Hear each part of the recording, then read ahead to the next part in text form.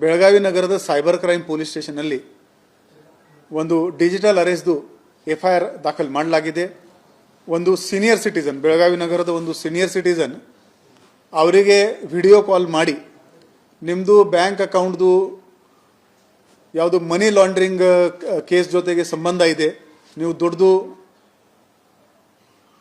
Fraud ಮಾಡಿದ್ದೀರಿ ಅಂತ ನಾವು ಸರ್ಕಾರಿ ಅಧಿಕಾರಿಗಳು ಮಾತಾಡ್ತಾ ಇದ್ದೀವಿ ಅಂತ ಹೇಳ್ಕೊಂಡು over a period of time ಅವರಿಂದ 15 ಕೋಟಿ ರೂಪಾಯಿ ವಂಚಕರು ಅವರಿಂದ ತಗೊಂಡಿದ್ದಾರೆ.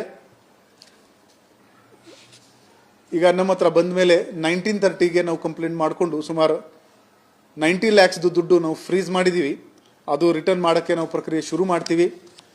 ನಮ್ಮ ಎಲ್ಲ ಬೆಳಗಾವಿ ನಗರದ ಸಾರ್ವಜನಿಕರಿಗೆ, ಸ್ಪೆಷಲಿ ಸೀನಿಯರ್ ಸಿಟಿಸನ್ಸ್ ಅವರಿಗೆ ನಂದು ಕೋರಿಕೆ ಇದೆ, ದಯವಿಟ್ಟು ಡಿಜಿಟಲ್ ಅರೆಸ್ಟ್ ಅಂತ ಯಾವುದೇ ಕಾನೂನಿ ಪ್ರಾವಿಧಾನ ಇಲ್ಲ.